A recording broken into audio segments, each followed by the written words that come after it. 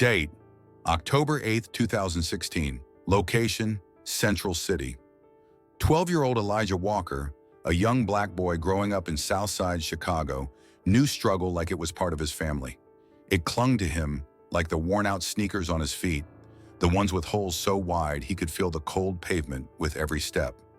The fall air had turned sharp, and as he walked home from school, the wind bit through his second-hand hoodie, the fabric too thin to keep out the chill. His stomach grumbled, a sound he was used to ignoring. Lunch at school had been nothing but a half-eaten apple and the crackers he saved from yesterday's meal. He had to make sure his mom, Vanessa, ate, even if it meant going to bed hungry himself. Their home, a tiny two-room apartment in a rundown building, sat on a street where the streetlights flickered weakly, as if they too were struggling to stay on. The window in their living room had been broken since July, covered by a flapping plastic sheet that rattled in the wind like a ghost whispering through the cracks. They'd been holding on, barely. Every night, Elijah watched his mother sit at the kitchen table, unpaid bills spread out in front of her tired hands gripping a calculator that never gave her the numbers she wanted. She worked double shifts at Benny's Diner, pulling 16-hour days just to keep them afloat. But it was never enough. The eviction notice on the fridge reminded them of that every time they looked at it. 3 days, it had said. That was 2 days ago. Tomorrow morning, men would come to throw them out. Elijah had heard the stories, how people lost everything in a single moment, how they were left standing on the sidewalk with garbage bags full of whatever they could carry, how the system never cared if you had nowhere to go.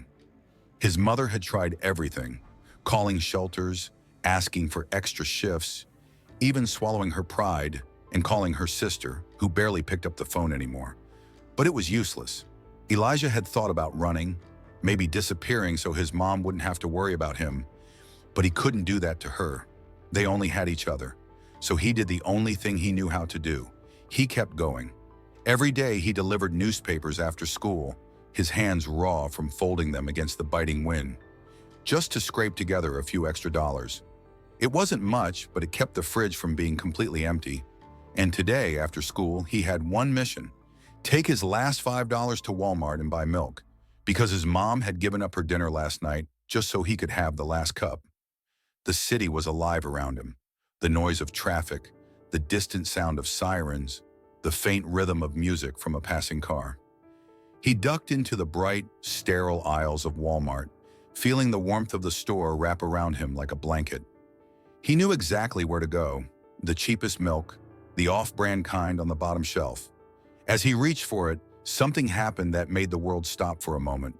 A scream, sharp and filled with pain, cut through the aisles.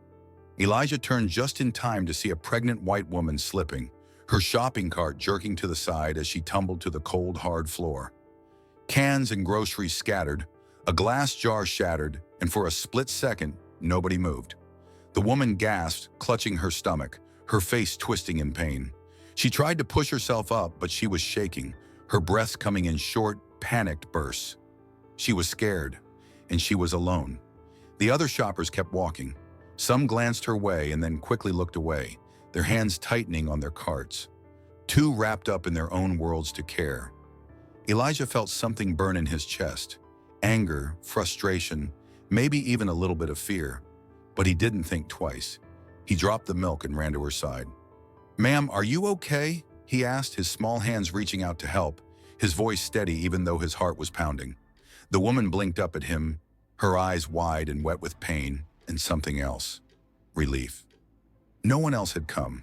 This 12-year-old black boy, in a hoodie too thin for the weather, with shoes that barely held, together was the only one who stopped. She gasped, wincing as she tried to move. "I think I hurt my back. My baby." Elijah's heart jumped. She was pregnant, and she was in trouble. "Hold on," he said quickly. "Don't move too much."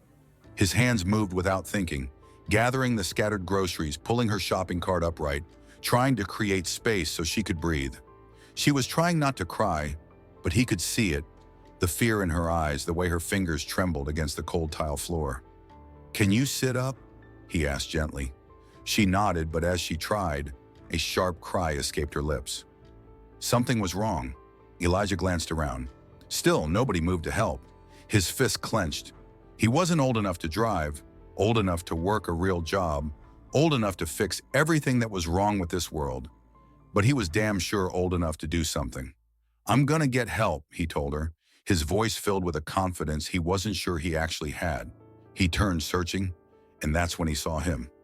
At the end of the aisle, standing perfectly still, was a man in an expensive charcoal gray suit, watching everything unfold. His sharp eyes locked onto Elijah's. For a second, neither of them moved. The man's expression wasn't like the others. He wasn't ignoring what was happening. He was observing, calculating. Elijah didn't know who he was, but something about the way he looked at him, at the struggling woman on the floor, at the entire scene in front of him, it made Elijah's skin prickle. And then, just as suddenly as the moment had started, the man moved. He pulled out his phone, turned away, and started dialing.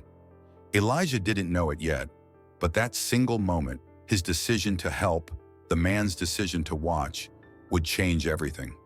"Wait, if you support racism, comment 55. If you stand against it, comment 77. If you've faced racism, let us know and share your story with us at our email in the channel description. Don't forget to like and subscribe to our channel." Elijah barely had time to process the sharp, assessing look the suited man had given him before snapping back to the pregnant woman, still trembling on the cold tile floor. "Help is coming, okay? Just breathe," he said, his voice calm despite the knot tightening in his stomach. He could hear her shaky breaths, the way she tried to push through the pain, but her face was pale, her forehead damp with sweat. She looked like she was about to pass out. Elijah didn't know much about pregnancy, but he knew this wasn't normal. Something was seriously wrong. He swallowed hard, his hands clenching into fists as frustration bubbled inside him. Why wasn't anyone else helping? The store was full of people, adults, employees, security guards. They all saw what was happening, but still they just watched. Some pretended to be busy scanning shelves, some whispered behind their hands, and some just glanced and kept walking. Like a struggling woman on the ground was just another problem they didn't have time for. Elijah had seen it before, on the streets, in school, in his own life. People ignored suffering when it wasn't their own. But he wasn't built like that. He couldn't be. His whole life, he'd watched his mother break her back, working for people who didn't care if she collapsed at the end of the night. He'd seen her cry in the dark over eviction notices while the rich landlord, Mr. Richardson, never spared them a second thought. And now here he was, staring at a woman who clearly needed help while grown-ass people did nothing. Something inside him snapped. He turned his head sharply, his voice cutting through the air like a blade. "Somebody call an ambulance!"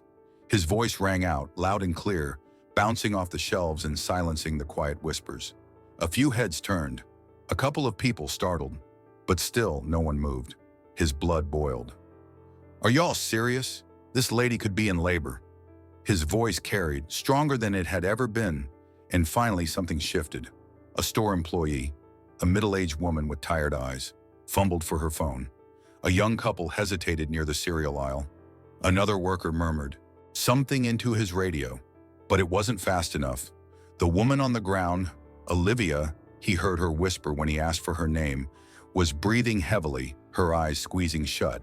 It's too soon," she mumbled, her voice laced with pain. I'm not due for another month." Elijah felt his heart lurch. He didn't know much about babies, but he knew enough to know that a month early wasn't good. He reached out, hesitating only a second before gripping her cold, shaking hand. "It's okay, Olivia," he said, steady even as his own heart pounded. "I got you." And then a deep, commanding voice cut through the store like thunder. "Where is she? Olivia!" The suited man from before was suddenly there, moving fast, his polished leather shoes clicking sharply against the tile. Elijah blinked in shock as the man rushed forward, dropping to one knee beside Olivia, like he didn't care that his expensive suit might get dirty. "Marcus!" Olivia gasped, her fingers clutching at his sleeve. Elijah's stomach flipped. This man, this cold, calculating man, was her husband? The realization hit hard, but there was no time to think about it because everything started happening fast. Marcus Bennett, the rich, powerful man Elijah had seen at the end of the aisle, was suddenly a completely different person.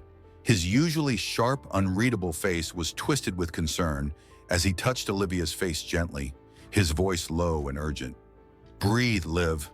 The ambulance is coming." His hand moved to her belly and his jaw clenched, his eyes darkening with something Elijah couldn't quite place. Fear? Helplessness? "It hurts," Olivia whimpered, and Elijah saw something in Marcus's expression crack. For the first time, the man who had looked so untouchable only minutes ago looked scared. "It's gonna be okay," Marcus said, but Elijah could tell he wasn't sure if that was true.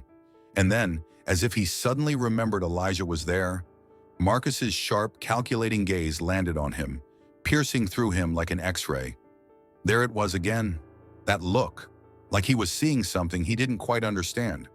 "You helped her," Marcus said, not a question but a statement. Elijah straightened his shoulders, his hands still curled into fists. "Yeah," he said, meeting Marcus's stare head-on. "I did." A strange silence stretched between them, heavy with something unspoken, and then sirens wailed in the distance, cutting through the thick tension. A store manager ran up, babbling something about liability and safety policies, but Marcus shut him down with a single glare. "Not now," Marcus snapped, his voice cold, professional, the kind of voice that made people obey without question. The manager paled and backed away. Moments later, paramedics rushed through the doors, kneeling beside Olivia, asking rapid-fire questions. "How far along? Any complications? Pain level?" Elijah stepped back, suddenly feeling out of place as the professionals took over. He wasn't needed anymore. But as he turned to leave, Olivia grabbed his wrist. Her fingers, though weak, held tight. "Stay," she whispered, her eyes shining with something Elijah didn't recognize. Something like gratitude. "Please," Elijah hesitated. He wasn't used to people asking him to stay. Most of the time, people barely noticed him at all. But he nodded. He stayed. He helped gather her things. He listened as the paramedics explained things to Marcus in medical terms Elijah didn't fully understand. He held Olivia's cart steady when the paramedics lifted her onto a stretcher. He watched as Marcus Bennett, a man who probably had enough money to buy the entire Walmart, stood there looking completely lost. And then, as they wheeled Olivia toward the exit, Marcus turned to Elijah again. His dark eyes scanned him, sharp and unreadable, like he was trying to figure him out. Trying to understand why a poor black kid from the South Side was the only one who would stop to help his wife. "What's your name, kid?"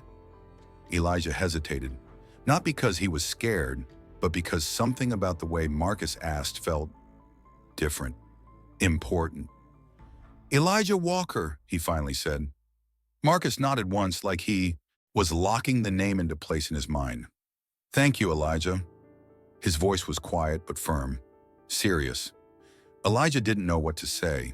He just nodded, shoved his hands into his pockets, and stepped back as the paramedics took Olivia outside. He expected that to be the end of it, expected Marcus to follow his wife, climb into some fancy car, and disappear back into whatever rich life he lived. But Marcus didn't leave. He stood there for a long moment, watching Elijah, his sharp mind clearly working through something. Then, just before he turned to follow the paramedics, he pulled out his phone, and Elijah had no idea that call was about to change his life. Elijah stood frozen in the Walmart aisle long after the ambulance had pulled away, his heartbeat pounding in his ears, his fingers still faintly tingling from where Olivia had clutched his wrist. It was over. He had done what needed to be done. He had helped, and now he could go home. Except home wasn't really home anymore, was it? Tomorrow at 9 a.m., they'd be thrown out onto the street. His stomach twisted as he thought about it, his eyes flicking toward the gallon of milk he had dropped when Olivia fell.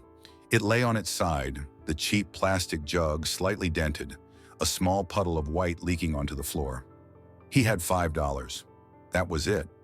And while he had just saved a woman and possibly her baby, that didn't change the fact that in less than 24 hours, he and his mother would have nowhere to go. His chest tightened, the weight of reality crushing down on him again. No miracle had come out of this. There was no reward for being the good guy. He had done the right thing, and now he was still going to go home hungry, still going to have to look his mother in the eye and pretend he wasn't terrified. Clenching his jaw, he bent down, grabbed the milk, and started toward the register, his mind racing with useless thoughts. Could he sleep at the bus station? Would any of his friends let him crash on their couch? Would social services come for him if they found out he and his mom had nowhere to go? He was so lost in his own mind that he barely noticed the security guard stepping into his path until a firm hand landed on his shoulder. "Hey, kid!" Elijah's muscles tensed immediately. The man was white, built like a linebacker, with a tired expression that said he had been doing this job for way too long. This was it. He was about to be accused of stealing, about to be thrown out of the store like a criminal. Because that was how it went, wasn't it? A black kid alone in a Walmart, wearing old clothes, carrying a dented gallon of milk. Of course they thought he was up to something. Elijah kept his face blank, shoving his free hand into his hoodie pocket. "I didn't take nothing," he said evenly, meeting the guard's gaze dead on. He had learned a long time ago that looking scared only made them more suspicious. But instead of demanding to see his pockets or telling him to come with him, the guard exhaled through his nose and tipped his head toward the entrance. "Someone's waiting for you outside." Elijah blinked, thrown off. "Who?" The guard shrugged. "Said his name's Marcus Bennett." Elijah's stomach dropped. His feet, which had been so quick to carry him to the register, suddenly felt heavy, frozen to the floor. Marcus, Olivia's husband, the rich, suited man who had watched him so closely. Why was he waiting for him? What did he want? His gut told him to leave, to run. Rich men didn't wait for kids like him unless they wanted something, and Elijah had nothing to give. Nothing except time, and that was running out. But curiosity was louder than fear.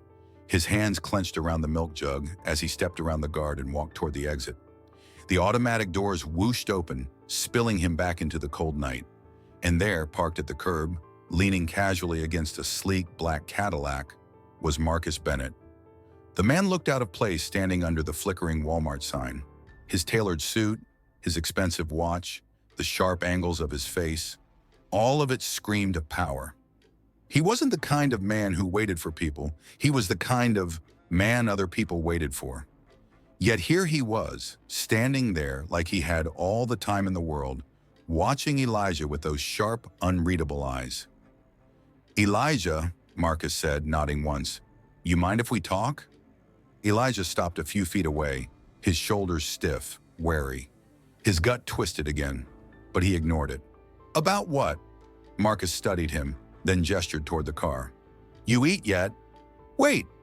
If you support racism, comment 55. If you stand against it, comment 77. If you've faced racism, let us know and share your story with us at our email in the channel description. Don't forget to like and subscribe to our channel." Elijah's stomach betrayed him instantly. It growled so loud he knew Marcus heard it, but he just pressed his lips together and lifted the gallon of milk slightly. "I got food at home, Lieutenant." "Appreciate it, though." "Lieutenant." Marcus tilted his head slightly, like he was looking straight through him, picking apart the truth with those damn eyes. He exhaled, then pulled open the car door. "Come on, I won't bite." Elijah hesitated. Every part of him screamed not to trust this man. He was too polished, too powerful, too removed. He had spent his whole life watching men like Marcus Bennett step over people like him without a second thought. But at the same time, Marcus didn't owe him anything. He had no reason to stand here, waiting, offering food, offering a ride. And Elijah had learned something else growing up in Southside. When opportunity knocks, you don't slam the door in its face. So ignoring every survival instinct yelling at him, he climbed in. The second he settled into the smooth leather seat, he realized two things. One, this car cost more than his entire neighborhood. And two, Marcus was watching him again. Not in a threatening way, but in a way that made Elijah feel exposed. Like Marcus was trying to understand something even Elijah didn't understand about himself. The doors locked with a soft click, and the car rolled forward, sliding into the night. Marcus didn't speak at first, and Elijah wasn't about to fill the silence. He just clutched the milk tighter, trying not to sink into the soft leather. Then finally Marcus spoke. "You didn't have to help her." Elijah stiffened. "Yeah, well," he muttered. No one else was gonna. Marcus nodded slowly, tapping his fingers against the wheel. You always like that? Elijah frowned. Like what? Jumping in, doing the right thing even when it's not easy. Elijah's jaw tensed. Ain't that what you're supposed to do? Marcus gave a low chuckle, shaking his head. You'd be surprised how many people don't. He glanced at Elijah again, his eyes sharp. You're what, 12? 13? 12. That's young to have that kind of instinct. Elijah didn't like the way Marcus was looking at him, like he was something rare, something worth studying. He shifted, uncomfortable. What do you want, man? Marcus exhaled, then pulled the car into a 24-hour diner on the edge of downtown. He parked, then turned to face Elijah fully. I want to know your story, he said, and I want to know why a kid like you is walking around with $5 and no food when it's 40 degrees outside. Elijah's blood went cold. He should have known Marcus was sharp enough to put the pieces together. He'd noticed the milk, the worn-out shoes, the way Elijah instinctively acted like he didn't need help. And now Marcus knew. Elijah was just a poor kid on the edge of homelessness. And Marcus Bennett was the kind of man who could destroy a person with a phone call. What the hell had Elijah just walked into? Elijah's chest felt tight, his grip tightening around the plastic milk jug as Marcus's words settled heavy in the air. I want to know your story. That single sentence cut deeper than it should have. Nobody ever asked Elijah about his story because nobody ever cared. People barely looked at him unless they were watching him too closely in a store or telling him to be quiet when he was too loud. And here was Marcus Bennett, this rich, polished man who could afford to look away, sitting across from him in a parked Cadillac outside a diner, staring at him like he was something worth figuring out. Elijah didn't know what to do with that. His instinct told him to be careful, to say as little as possible, to act like none of this mattered. But deep down, it did matter, because in less than 12 hours, he and his mom would be on the street. And if there was even a 1% chance that this conversation could change that, he had to take it. Elijah exhaled sharply through his nose, looking out the window like the answer to his life was hiding in the neon glow of the diner's open 24 hours sign. Ain't much of a story, he muttered, keeping his voice even, unreadable. I go to school. I work my paper route. My mom works 2 shifts at Benny's. We pay rent when we can. That's it. Marcus didn't react right away. He just watched, studied him like a puzzle he wasn't done solving. Then he nodded, tapping his fingers against the leather steering wheel. That why you were so fast to help my wife? Because you know what it's like when people don't? Elijah didn't answer. He just stared at Marcus, waiting for the real reason he had been pulled into this car. Because no way in hell was this conversation just about what happened in that Walmart. Marcus sighed, like he was debating how much to say. Then finally he turned his body fully toward Elijah, his sharp, intelligent gaze cutting straight through the mask Elijah had spent years building. All right, kid, let's stop dancing around it. You're about to be evicted, aren't you? Elijah's stomach plummeted. His throat went dry. Every muscle in his body locked up. How did he know? Marcus leaned back against the headrest, his voice quiet but firm. I make a lot of calls, Elijah. I know things most people don't. I know your landlord, Mr. Richardson, is a bastard who raises rent every 6 months and don't do a damn thing about fixing your heat. I know your mother has been trying to get a better job for months, but nobody will hire her because she doesn't have a degree. And I know that if I were to drive by your place right now, I'd see bags packed by the door, waiting for tomorrow morning when the sheriff shows up to put y'all on the curb. Elijah's breath came shallow and sharp. The back of his neck burned. He had spent years learning how to keep people out of his business, how to make sure nobody saw him struggle. And in a single night, Marcus had peeled back the walls around his life like they were nothing. What do you want? Elijah finally forced out, his voice low, tight. Because nobody collected this much information for no reason. Marcus's jaw tensed for a moment, like he was fighting an internal war. Then after a long, heavy pause, he exhaled. I grew up in a place like yours. Elijah blinked. What? Marcus stared out the windshield, his gaze distant, locked on something far away in his memory. South Bronx. two-bedroom apartment. My mom worked 3 jobs, but it was never enough. I know what it's like to count the days till eviction. I know what it's like to go to school hungry, to wonder if the heat's going to be on when winter hits. His fingers tightened on the wheel. I worked my ass off to get out. Became the kind of man who never had to worry about that shit again. Elijah didn't move, didn't breathe. This was not what he had expected. He had spent his whole life believing that men like Marcus were born with money, born with power. But this man was telling him he had once been just like him.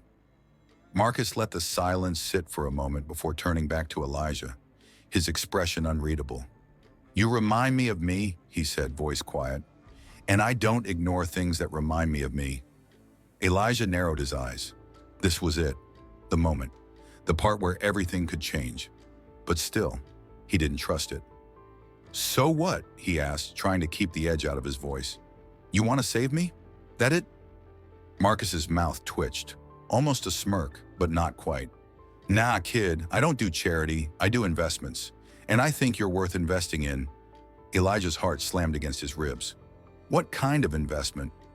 Marcus leaned forward slightly, his voice dropping into something dead serious. "Your mom needs a job, a real one with enough money to keep y'all stable. I can make that happen." Elijah's pulse kicked up.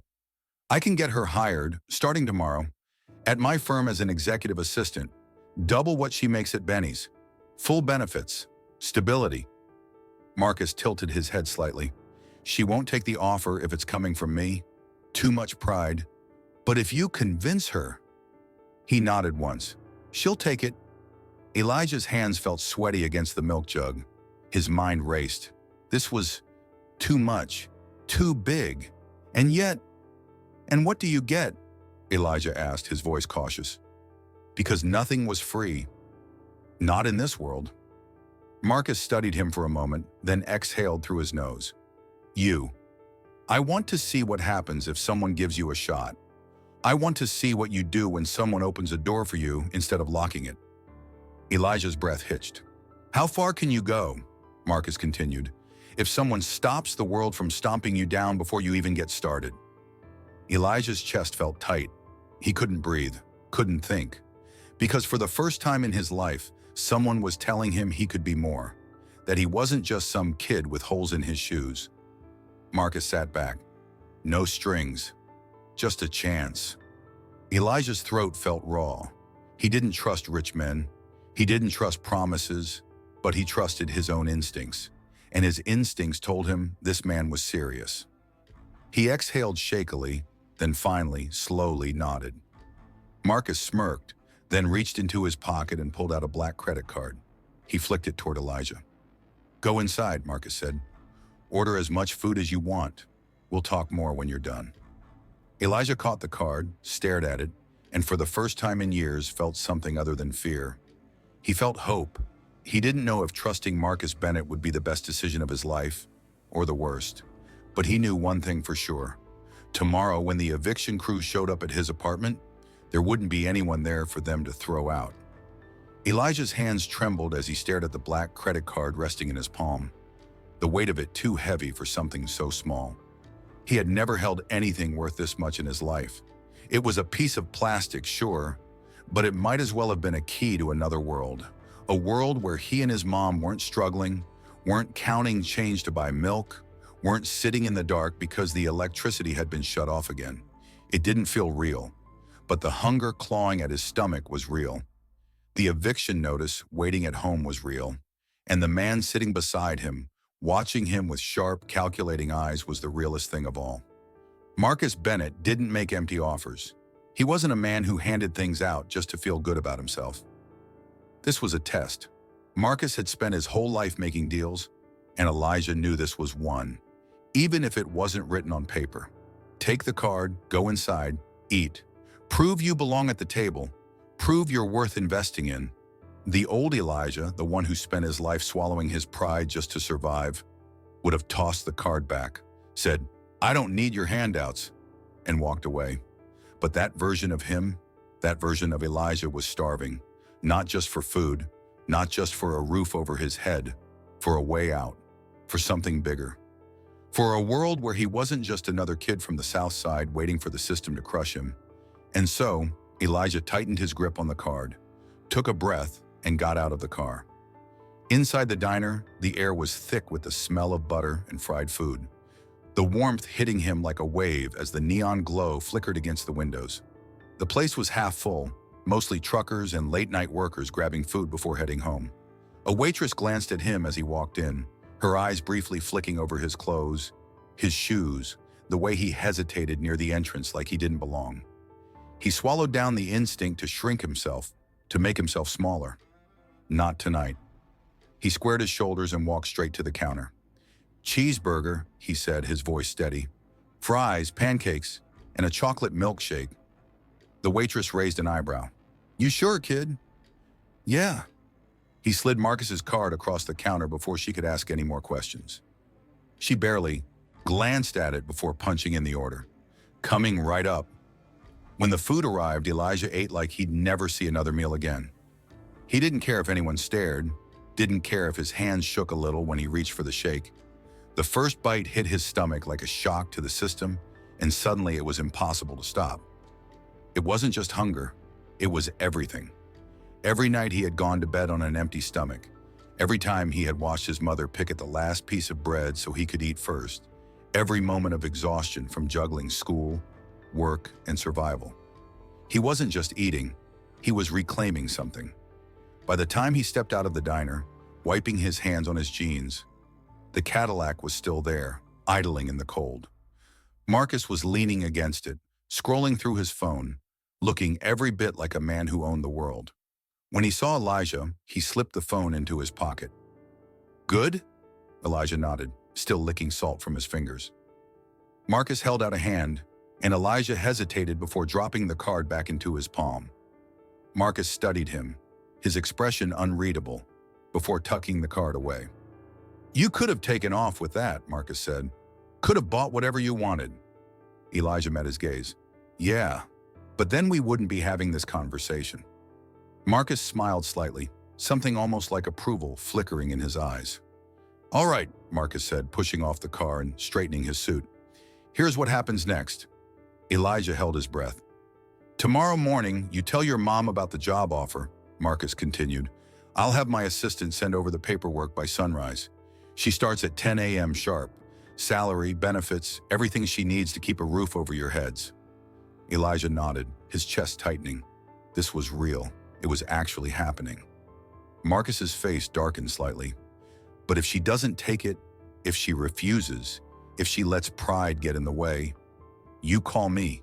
Immediately. Understood?" Elijah hesitated. "Why do you care so much?" Marcus's jaw tightened, something unreadable passing through his expression. "Because when I was your age," he said quietly, "nobody was there to open a door for me. I had to kick it down myself, and I've spent years pretending that didn't matter." He paused, then exhaled. "But you? You remind me of what I used to be before I stopped giving a damn." Elijah didn't know how to respond to that, so he just nodded. Marcus held out a card, not a credit card this time, but a business card. It was sleek, expensive looking, with raised lettering that read, "Marcus Bennett, Bennett and Associates Law Firm." "That's my number," Marcus said. "You ever need anything, you call me." Elijah stared at the card, then slowly took it, slipping it into his pocket. "You're at a crossroads, kid," Marcus continued, voice quiet but firm. "You can keep fighting the way you have been, clawing for scraps, hoping the world doesn't swallow you whole.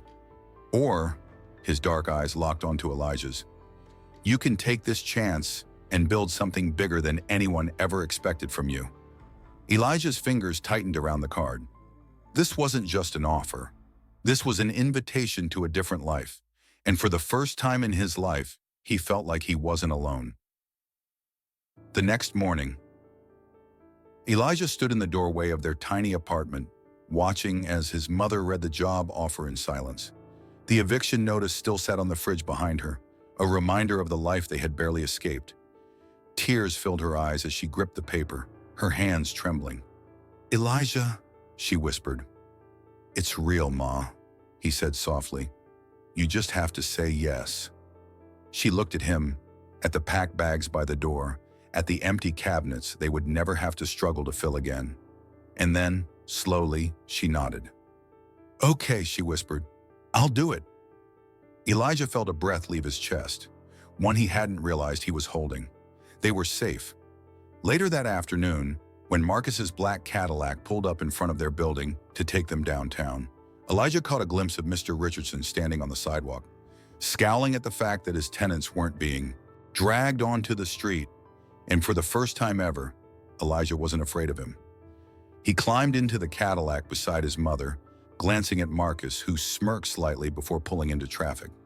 "So," Marcus said as they headed toward a future that neither of them had planned for, but both of them had chosen. "You ever thought about being a lawyer, kid?" Elijah smirked. "Not until last night." Marcus chuckled. "Good, because I think you're going to be damn good at it someday." And as the city stretched out before them, as the sun rose over the skyline, Elijah let himself believe it. Because for the first time in his life, the world wasn't shutting him out. The doors were finally open, and he was ready to walk through. Sure to like this video, subscribe for more real stories, and share your thoughts in the comments. Your support helps keep the fight for justice alive.